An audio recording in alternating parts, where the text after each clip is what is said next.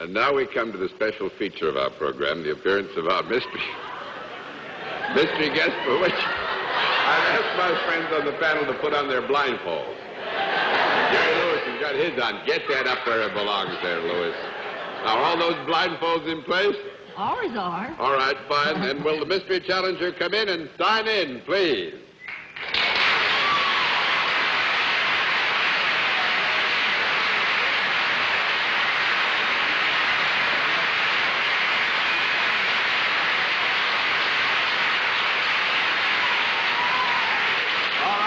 As you know, in the case of our mystery challenger, we go to a different form of questioning. You ask one question at a time in turn, moving clockwise, and we'll begin it with Arlene Francis. Are you associated in some way with show business? Yes. Mr. Lewis. Are you a performer in the literal sense of the word? Oui. What is that he said? That's yes. He's Yes? a little That's performer. yes. Oui. Oh.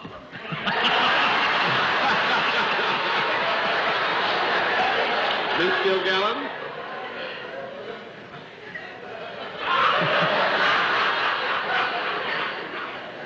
Are you in the motion pictures? See. Sir? See, I can't see. There was a strange, it seemed to me there was more applause after you signed in than when you walked out. So I wonder if it's possible that your chief fame is because of your reputation rather than visually. Is that correct? Je ne sais pas. I don't would say get that it probably, Bennett, that our guest is known visually to great numbers of people, but at the same time I would have to admit that he has a towering reputation, which rises even above the identification factor. Thank you. Miss Francis?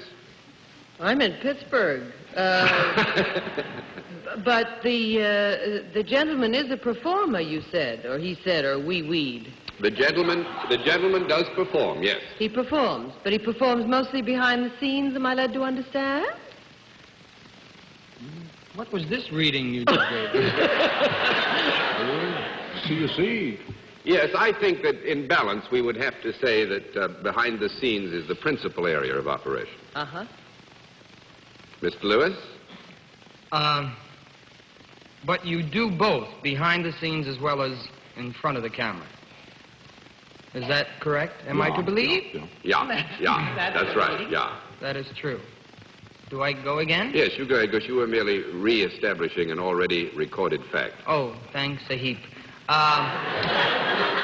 Well then, let me ask this. Do you work alone?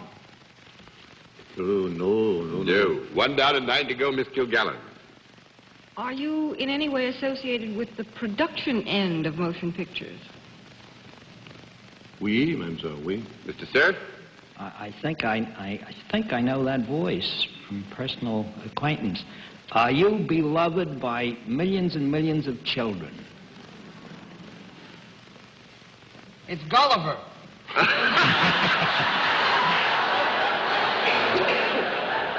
The answer to that would have to be yes, Bennett. Can I take a stab? What do Yes, you you can take a stab. I think it's Walt Disney. You're right.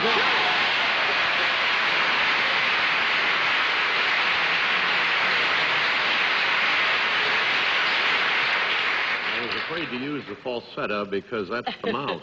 That would have given it all away. Well, no, actually, you did very well. All those foreign languages and things. You know, Walt is a man of very great courage.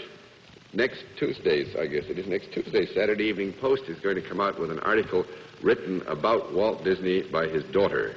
And as far as I know, he's planning to stay in town and even in the country, aren't you?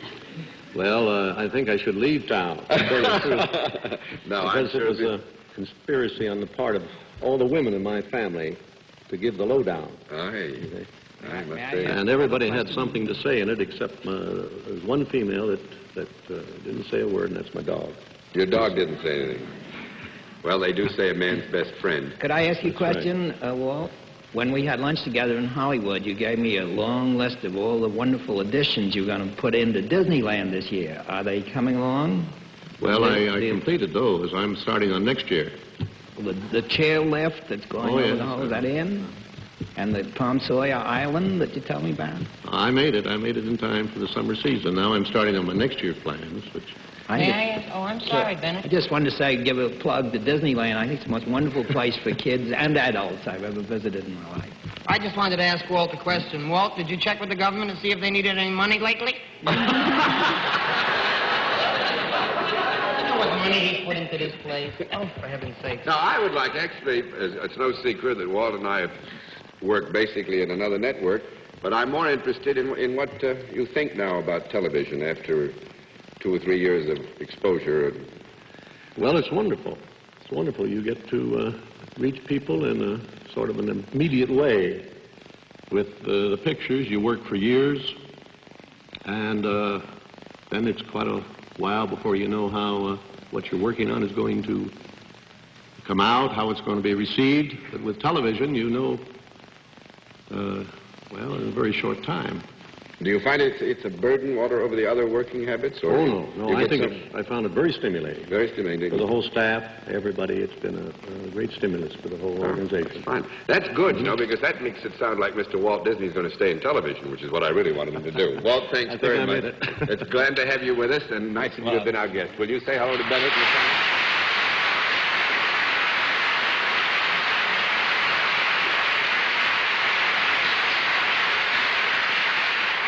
Well, I must say the panel did very well, and so did Jerry Lewis. And I'm going to take just a few seconds, if I may, to say that I take very great pleasure in sharing with Jerry participation in muscular dystrophies, doing something about it. I was going to say something about it tonight because I didn't know Jerry was going to be here. It was a surprise to me, too. But I think that my job should be taken over because this is closer to Jerry's heart than anybody that I know. So, Jerry, why don't you say a few words about muscular Well, thank you very much, John. I will be very brief, and I will just say that due to the fact that television is one of the great exposures entertainment-wise and that you reach so many people at one time, I would like to mention that November is the Muscular Dystrophy March. The firefighters all over America will be coming to your homes as well as your neighbors asking for contributions to help wipe out this vicious disease, I should say, to the 135,000 victims, the children who certainly have no right to have this, and we'd like your help and would appreciate you giving all you possibly can. And I thank you, John, very much. And I join Jerry in the hope that you will open your hearts and your pocketbooks.